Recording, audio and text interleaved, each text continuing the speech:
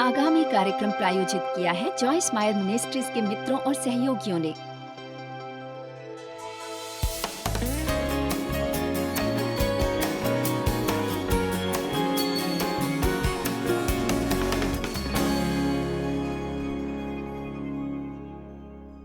पहली चीज जिसके बारे में हमने बात की थी, देखिए, अगर किसी को याद है, बुद्धिमानी।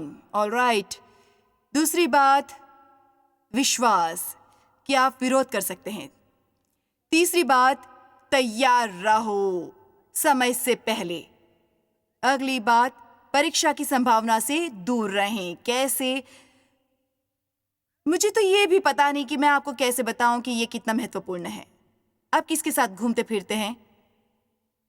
आप किससे अतरंग संबंध रखते हैं? आप किसकी सुनते हैं? आप क्या देखते हैं? आप क्या करते हैं? किस तरह की किताबें या मैगजीन आप पढ़ते हैं? अब आप जानते हैं, ये कोई रॉकेट साइंस नहीं। अगर आप मर्द हैं तो आपको पर्सनालिटी से समस्या है, और वो मैगजीन जो आपकी पत्नी लाती है लेडीज अंडरवेयर के लिए, वो दिखाई देती है, और आपको इसे अपने लंच में छिपाने की जरूरत नहीं है। मुझे नहीं पता आपको ये कैसे स्पष्ट करूं सिवाय पूरी तरह ईमानदार होने के। पता है, मेरा मतलब है, मैं एक महिला हूं और ऐसी बहुत सी चीजें मैं फेंक देती हूँ क्योंकि मैंने अधनंगी औरतों की तस्वीरों वाली मैगजीन ऑर्डर नहीं की जो यहाँ पे मेज पर पड़ी है। ये वो नहीं है जो मुझे चाहिए। खैर, ये बस मैगजीन नहीं है। खैर, बात तुम चाहते हो कि तुम्हारे बेटे, तुम्हारी बेटियां उन्हें देखें। हमें खुद के लिए लड़ना शुरू करना होगा, और ये धार्मिक कट्टरता के बारे में बात नहीं कर रही जहां आपको लगता है कि आप कभी पता है देख नहीं सकते। हमें फरीसियों की तरह होने की जरूरत नहीं जो अपनी आंखों पर चीजें रख लेते हैं ताकि कहीं वो किसी औरत को न देख लें। पर मैं ये कह रही हूं कि हमें सावधान रहने की बहुत जरूरत है कि हम किसके साथ समय बिताते हैं। धन्य है वो व्यक्ति जो चलता है और रहता नहीं। परमेश्वर कहीं न लोगों के साथ उनकी सलाह मानते नहीं, उनकी योजनाओं और प्रायोजकों पर नहीं चलते, ना ही खड़े होते हैं, समर्पित और सक्रिय होते हैं उन रास्तों पर जहां पापी चलते हैं, ना ही उनके साथ बैठते हैं विश्राम और सुकून के लिए जहां द्वेषी और ठट्ठा करने वाले इकट्ठे होते हैं। यदि आज जाकर लंच टेबल पर बैठते हैं आप अपने काम पर, रोज बर रोज रोज रोज उन चुगलखोरों के साथ, शिकायतियों के साथ, ना शुक्रगुजारों, एहसान फरामोशों के साथ, और वहां ज्यादा देर बैठे और आपको पता चले क्या है, जल्दी ही आप भी उन जैसे हो जाएंगे, और वो नौकरी जिसके लिए आप आभारी थे और इतना खुश थे और इतने धन्यवादी थे, आप भी कहने लगेंगे, खैर वो बस मुझे ज्यादा तो नहीं देते और मुझे वो पसंद भी नहीं है और मुझे वो ठीक से अच्छा भी नहीं लगता, मैं तंग आ गई हूँ, मैं अब ये सब नहीं कर सकती। बस यही सारी बातें। आपके लिए बढ़िया बात यही होगी कि आप उन लोगों से आम दोस्ताना व्यवहार रखें। आप ये नहीं चाहेंगे कि वो सोचे कि आप खुद को उनसे बेहतर समझते हैं। आप शायद उनके साथ 3 महीनों में एक बार लंच नहीं खा सके और बस वहां बैठे और कुछ सकारात्मक बात लेकर लौटे, पर आपको वहां निष्क्रिय बैठे रहने की जरूरत नहीं जिस तरह से पापी चलते हैं। बस वहां बैठे रहना और बस उसे जश्न करना और सोखते रहना, उसे सोखते रहना। मेरा मानना है कि जीवन में एक सबसे महत्वपूर्ण बात यह है कि आप किससे अतरंग हो रहे हैं, आप किसके करीब हो रहे हैं। न बस आम जान पहचान पर, सचमुच हम किसके साथ ज्यादा समय बिताते हैं। वो लोग जो हमारे आसपास हैं शायद हमें कहीं ज्यादा प्रभावित करते हैं बजाय किसी और चीज के। बाइबल में लिखा है, लोहा लोहे को तेज करता है। आपको ऐसे लोगों के इर्द गिर्द होना चाहिए जो आपको चुनौती दे, बस अपने व्यवहार से, कि आप परमेश्वर के साथ अपने चलन में और ऊपर आएं। उन्हें उपदेश देने की कोई जरूरत नहीं, वो बस जैसे है वैसे ही रहे। जब डेव की बर्थडे पार्टी मनाई गई, हमने कई लोगों को बुलाया जो उसके साथ गोल्फ खेलते थे, और उनमें से एक ने मुझसे कहा, उन्होंने कहा, पता है डेव कमाल का है, चाहे वो कैसे भी खेले वो हमेशा शांत रहता है, उसे कभी गुस्सा नहीं आता। खैर पता है क्या, बहुत से सालों तक तो ऐसा नहीं था। मेरा मतलब जब पहले पहले मेरी डेव से शादी हुई, वो पेड़ों पर गोल्फ स्टिक फेंक देते थे और ये कुछ अच्छा नजारा नहीं होता था। मेरा मतलब है मैं उसके साथ जाती थी, कोशिश करते हुए, पता है, अच्छी बीवी बनने की कोशिश करती। खैर, अगर इसी में उसकी दिलचस्पी थी, मैं भी दिलचस्पी दिखाती। फिर कहती इनका गोल्फ कभी खत्म नहीं होता। और वो बदल गए हैं, पता है। परमेश्वर हमें बदल देते हैं जब हम उनके साथ समय बिताते हैं। खैर, अब वो वैसे ही हैं। गोल्फ कोर्स पर वो गवाही बने हैं दूसरे लोगों के लिए कि उन्हें गुस्सा करने की जरूरत नहीं, उन्हें ऐसा व्यवहार करने की जरूरत नहीं, क्योंकि वो उन्हें देख सकते हैं। हम जहां कहीं भी जाते हैं, हमें ज्ञानी बनने की जरूरत है। हमें किसी को उपदेश देने की जरूरत नहीं है। हम खुद उपदेश दे सकते हैं सबके लिए। आमीन। नीति वचन 5:8, ऐसे स्त्री से दूर ही रहें। और यहाँ वो स्त्री एक चरित्रहीन स्त्री और उसकी देवड़ी के पास भी न जाना। परीक्षा के किसी भी दृश्य से दूर रहना। भाई, अगर तुम बस पढ़ो कि बाइबल व्यभिचार के बारे में कहती है और वो हमें कहाँ ले जाता है और सचमुच इसमें क्या मिलता है, तो आप इससे दूर भागेंगे, वैसे ही जैसे आप एक जहरीले सांप से भागते हैं और हमेशा खामोशी सी छा जाती है। जब मैं इसके बारे में बात करती हूं, पर मुझे परवाह नहीं, क्योंकि चर्च में इसकी चर्चा होनी चाहिए। आमीन। मैं एक ही आदमी की होकर रही हूं 43.5 साल से। मैं किसी और के साथ दोबारा शुरू नहीं करूंगी।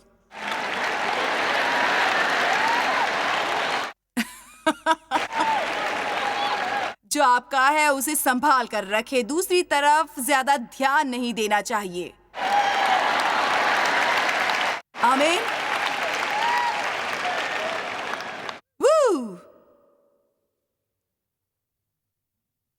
परीक्षा के दृश्य से ही दूर रहो। मेरा मतलब है, बाइबल में लिखा है नीति वचन में कि जब कोई आदमी व्यभिचार में पड़ जाता है, और वही बात औरतों पर भी लागू होती है, तो वो अपने जीवन को तबाह कर रहे हैं। अब मैं ये नहीं कहती कि आप इससे ऊपर नहीं आ सकते। मैं अच्छी तरह जानती हूँ कि बस इसके बारे में बात करना जरूरी है। शायद वहां लाखों लोग होंगे जिन्होंने ये गलती की होगी, जो ये टीवी शो देख रहे हैं। बंद करिए। आप परमेश्वर का वचन चाहते हैं, परीक्षा भाग जाओ। परीक्षा से भाग जाओ। इससे छेड़छाड़ मत करो। आपको पता है लोग परीक्षा में क्यों पढ़ते हैं? वो इससे फ्लर्ट करते हैं।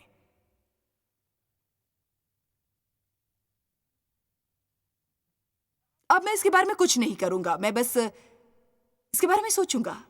अगर आप अपने विचारों पर विजय नहीं पाते, तो आप पाप पर विजय नहीं पा सकते। आमीन। हमारे ऑफिस में एक आदमी था जो एक लड़की के लिए हमेशा डोनट्स लाता था। इसमें 1 या 1.5 हफ्ता गुजरा होगा कि बीच में आ गई उसके आगे। मैंने कहा, या तो तुम सबके लिए डोनट्स लाओ या किसी के लिए मत लाओ।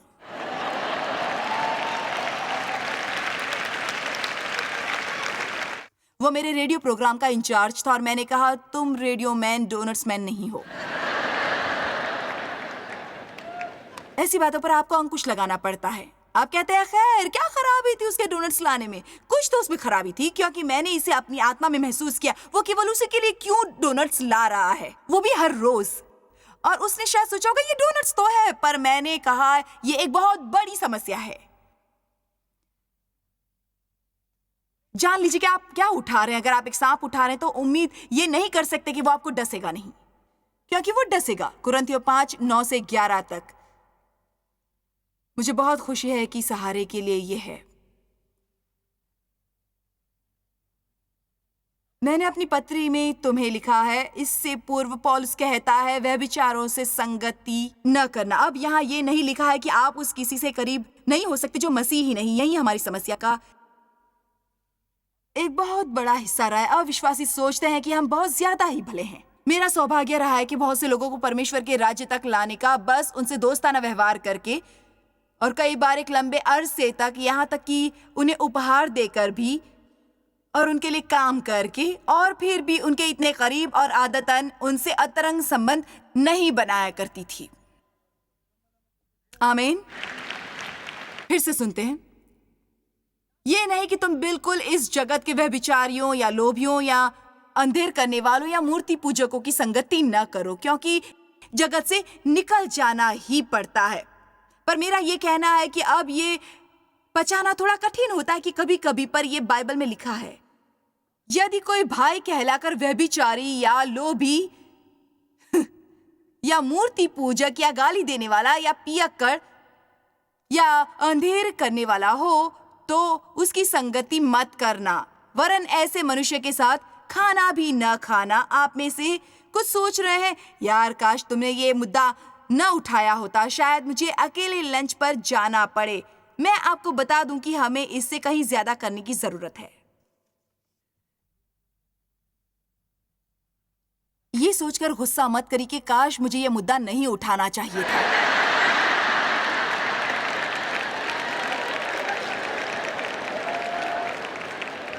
हमें प्रेम से सच बोलने की जरूरत है, और अगर आप किसी मसीह बहन या भाई के साथ और आपके साथ उनका सलूक बुरा है, फिर अगर आप उनसे सचमुच प्रेम करते हैं, प्रेम में आपको उन्हें बताना चाहिए। बात सुने, आप इसे इस तरह का व्यवहार करके खुद का बुरा न कर रहे हैं। परमेश्वर हमारे साथ भले हैं, उन्होंने हमारे लिए बहुत किया है। मैं नहीं चाहती कि मैं यहाँ बैठूं और शिकायतें करना शुरू करूं, और यदि आप यही करने वाले हैं फिर मेरे लिए मुमकिन नहीं होगा कि आपकी संगत करूं।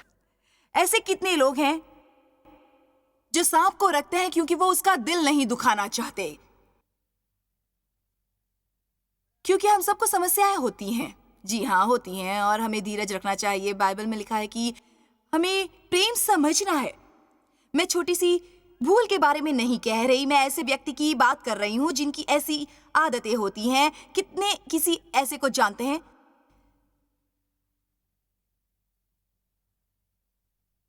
जो हर समय शिकायतें करता रहता है, हर समय, सब समय यही बात है। तो आपको उन्हें बताना चाहिए कि आप तो सुनना नहीं चाहते, और यदि उन्हें वही करना है तो आप उनसे मेलजोल नहीं रखेंगे।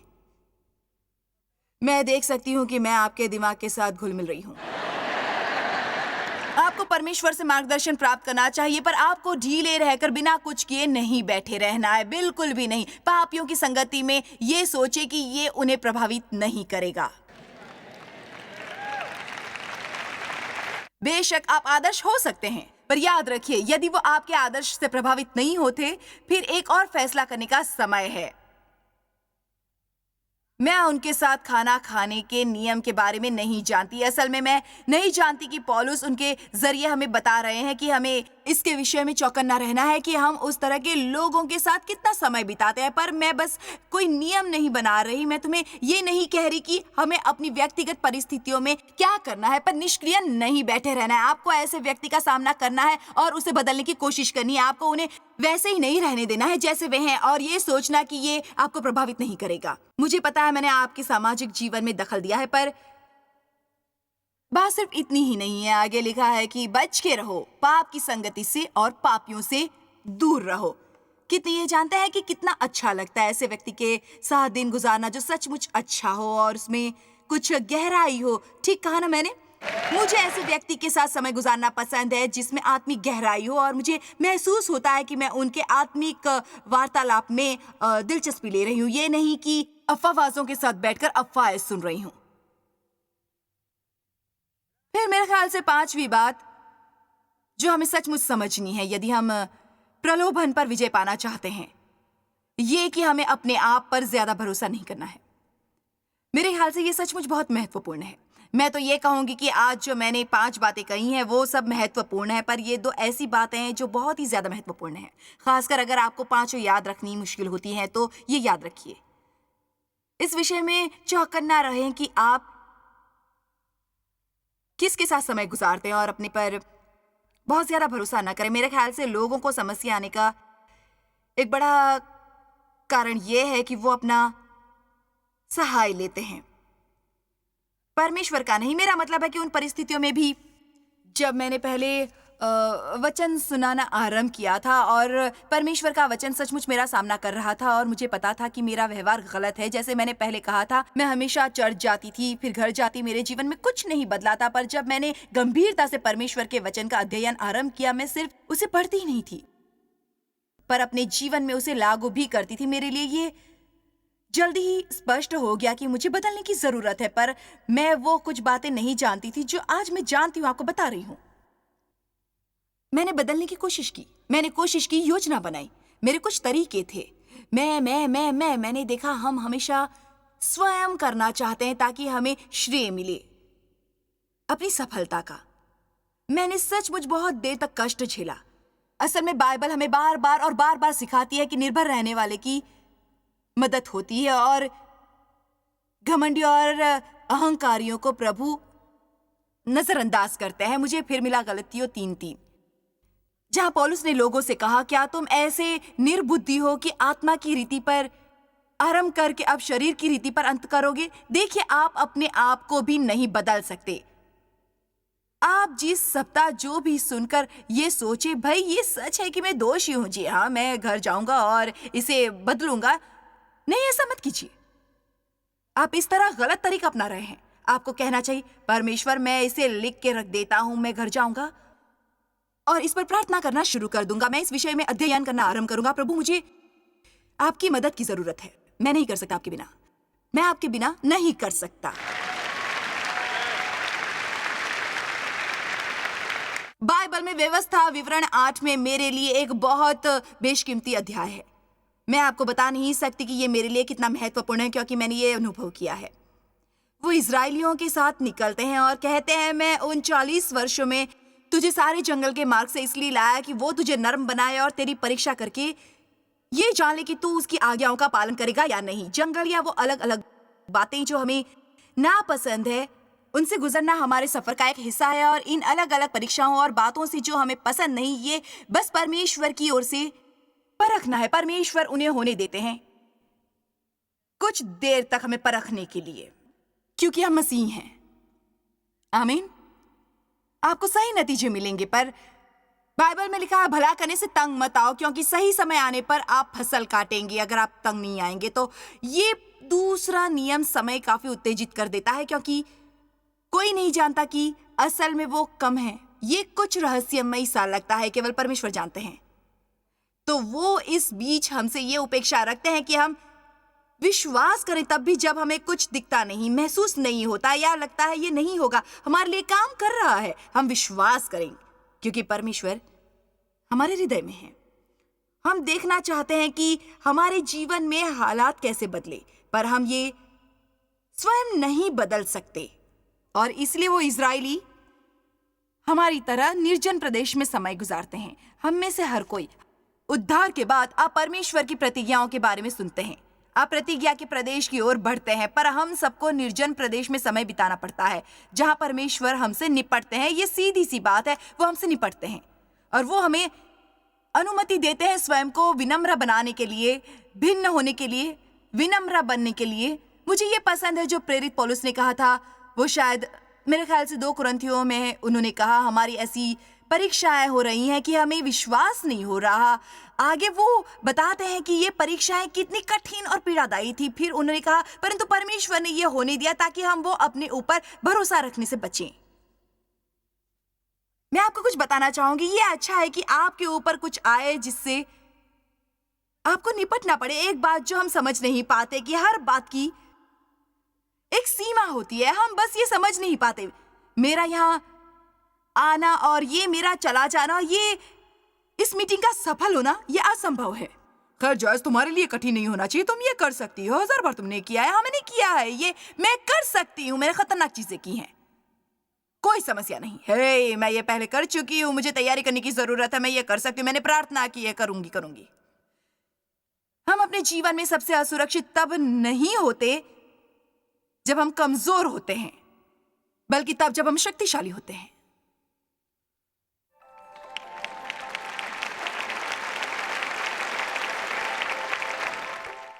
इस पूरे सप्ताह मैंने दर्शकों के प्रलोभन के विषय में सवालों के जवाब दिए हैं, और आपको याद रखना है कि आप विजयी होंगे यदि आप कोशिश करेंगे। आपको हार नहीं माननी है। जिंजर प्रलोभन पर विजयी होने के विषय पर कुछ और सवाल लेकर यहाँ पर मौजूद है। जिंजर, हमारे 2 सवाल बचे हैं, तो ये अच्छे होने चाहिए। तो हम वो चुनेंगे जो सचमुच महत्वपूर्ण है। देखो, आप सारे सप्ताह हमें बताती हैं कि हम बदल सकते हैं उस समय के कारण जो हम परमेश्वर के साथ गुजारते हैं, और हमारा चरित्र उन जैसा बनता है और प्रॉब्लम में हमारी मदद करते हैं परमेश्वर। प्रॉब्लम कभी रुकता नहीं है, इसलिए आपको पता है कि कुछ ना कुछ मदद जरूर उठकर आती है आपके प्रॉब्लम को दूर करने के लिए। और शनन एक प्रश्न पूछ रही है, मेरी प्रॉब्लम है बेसब्री और बहुत ही जल्दी मुझे गुस्सा आ जाता है। खैर, सबसे पहले तो मैं बात जो परीक्षा के बारे में कहना चाहती हूँ वो कि केवल उसके प्रश्न पर लागू होती है, पर कई और प्रश्नों पर भी। मेरे ख्याल से एक बात जिसने सचमुच मेरे हृदय की आवाज सुनी, मेरी मदद की, कि जितनी ज्यादा देर आप इस रिश्ते में हैं, वो अतरंग रिश्ता परमेश्वर के साथ मसीह के जरिए, मेरे ख्याल से आप उतना ही गंभीर रूप से उनके प्रेम को समझेंगे। परमेश्वर ने कहा है, यदि तुम मुझसे प्रेम करते हो तो मेरी आज्ञा मानोगे। तो मेरे ख्याल से हम एक आराम से ये कह सकते हैं कि परमेश्वर से उतना ही प्रेम करते हैं जितनी उनकी आज्ञा मानते हैं। इसीलिए हम परमेश्वर के प्रति अपने प्रेम में वृद्धि कर सकते हैं। उनके लिए हमारे प्रेम की गहराई बढ़ सकती है। हम किसी को जितना ज्यादा प्रेम करते हैं, हम उतना ही बलिदान देने के लिए तैयार रहते हैं उस व्यक्ति के लिए। तो मेरे ख्याल से चाहे प्रलोभन का विरोध करना शायद कठिन हो, चाहे वो धीरज न होना हो, क्रोध या ऐसी चीज कोई हो। मैंने देखा है, क्योंकि मैं खुद इन बातों से निपट चुकी हूँ। जब आप क्रोध महसूस करते हो, वो आपकी भावनाओं से विपरीत होता है, आपको गुस्सा आता है। अब प्रभु से मदद मांगिए, मदद कीजिए, प्रभु मदद करें। परमेश्वर आपकी मदद अवश्य करेंगे अंदर से। अगर आप प्रार्थना करेंगे तो आपको मदद महसूस होगी। मदद करिए। मुझे सचमुच विश्वास है कि चाहे हमारे लिए मुश्किल हो क्रोध में किसी को कठोर बातें सुना देना या किसी के साथ सब्र से पेश आना, मेरे ख्याल से जितना ज्यादा हम परमेश्वर से प्रेम करते हैं, हम उतना ही तैयार होते हैं अपने शरीर को कष्ट भोगने देने के लिए। इसलिए आप ये करें, उन्हें भाता है। असल में बाइबल में लिखा है कि शायद ये पतरस 4 में हो। मैं जल्दी ही उस ओर मुड़ती हूँ और पढ़ती हूँ। क्योंकि मसीह ने शरीर पर कष्ट सहा हमारे लिए, और तुम्हारे लिए अपने लिए उसी विचार और मंशा के हथियार बांध लो। धीरे से कष्ट सहो परमेश्वर को प्रसन्न करने के लिए। इसके लिए हमें पहले से ही सोचना होगा। यदि ये गलत बात है कि मुझे परमेश्वर को रिझाने के लिए कष्ट झेलना पड़ेगा, फिर मैं उसे झेलने को तैयार हूँ, पर मैं खुद को प्रसन्न करने से ज्यादा परमेश्वर की प्रसन्नता का ख्याल रखती हूँ। हम सब ये समझते हैं कि आज दुनिया जिस तरह की है, हम बहुत से कष्ट झेलने को राजी नहीं होते। हम उसमें से बाहर निकलने की कोशिश करते हैं, जिस तरह की संभव हम कोशिश कर सकते हैं। कई बार हम कहते हैं यहाँ लिफ्ट नहीं है, मुझे सीढ़ियाँ चढ़नी पड़ेगी, ये लिफ्ट काफी धीरे चल रही है। असल में हमारी आदत होती है ये सब कहने की, और ये घुस जाती है हमारे परमेश्वर के साथ संबंध के लिए, जिससे हमें काफी परेशानी होती है। इसीलिए असल में हमारी सोच ये होनी चाहिए कि अगर परमेश्वर को रिझाने के लिए मुझे कष्ट झेलना पड़े तो मैं झेलूंगा। फिर वो कहते हैं, जिसने शरीर में दुख झेला, जिसका मन मसीह की तरह है, वो जानते हुए पाप से रहित हुआ। उसने अपने और दुनिया को रिझाना बंद किया और अब परमेश्वर को रिझाता है।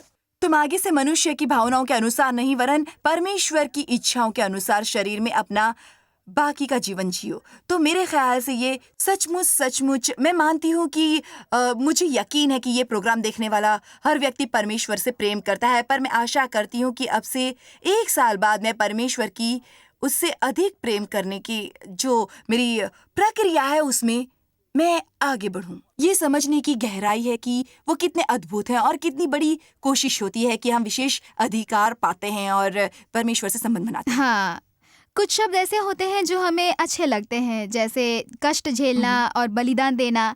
और मुझे ये याद है कि मैं प्रार्थना करती थी, हे प्रभु, मैं आपको बहुत रिझाना चाहती हूँ, परमेश्वर मुझसे मेरी इच्छाएं ले लो।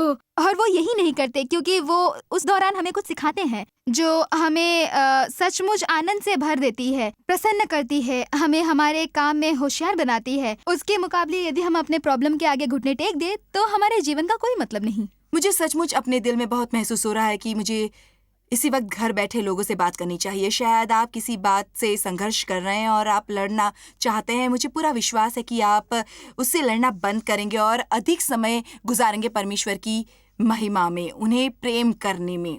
मेरा मानना है कि उनमें एक चीज़ जो हमें मसीह के साथ और गहराई से प्रेम करवाती है, वो है उसके बारे में ज्ञान प्राप्त करते रहना कि वो हमें कितना प्रेम करते हैं। उनमें से एक चीज जो मैं मानती हूँ परमेश्वर से बहुत नियमित रूप से, कई बार तकरीबन हर दिन, ये कि परमेश्वर आज जब भी मुझे अपना प्रेम दिखाए, मुझे उसके बारे में पता लगाने दें। मैं नहीं चाहती कि मुझे उसकी आदत पड़े जो परमेश्वर करते हैं। मैं हमेशा अचंभित होना चाहती हूँ उनकी भलाई द्वारा और उन कामों से जो वो मेरे लिए करते हैं। तो मुझे सचमुच महसूस होता है कि ये एक अच्छा तरीका है हमारे लिए समाप्ति करने का। हमें अभी प्रार्थना करनी चाहिए, हमें वचन का अध्ययन करना है, पर और सबसे ज्यादा हमारे लिए जरूरी परमेश्वर से और गहराई से प्रेम करना। हम उनसे जितना ज्यादा प्रेम करेंगे उतना ही वो ये करने को तैयार होंगे जो उनकी आज्ञाकारिता के लिए जरूरी है। बिल्कुल, ये बहुत बढ़िया है। आमीन। अपना ध्यान सही जगह ये पर सही लगाएं। है।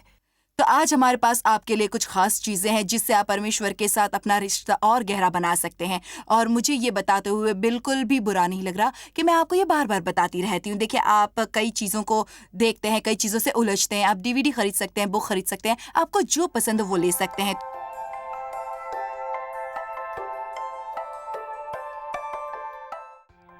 जॉयस मायर मिनिस्ट्रीज में आप हमारे लिए बहुत ही कीमती हैं, जितना कि आप जानते हैं। हम आपकी सराहना करते हैं और इस सेविकाई को दुनिया भर में संभव बनाने के लिए हम अपने दोस्तों और सहभागियों को धन्यवाद देते हैं। हम साथ मिलकर भूखों को खाना खिलाते हैं, गरीबों को कपड़े देते हैं और कई देशों में सुसमाचार बांटते हैं। अपना प्रार्थना निवेदन भेजने के लिए कृपया आज ही संपर्क कीजिए joycemeyer.org पर। हमारे स्रोतों के बारे में और भी जानिए। जॉयस की सभाओं की सूची देखिए हमारे साथ सहभागी बनने के लिए, क्योंकि हम दुनिया भर में मसीह के प्रेम को बांटते हैं। इसका खर्च उठाया है जॉयस मायर मिनिस्ट्रीज के मित्रों और सहयोगियों ने।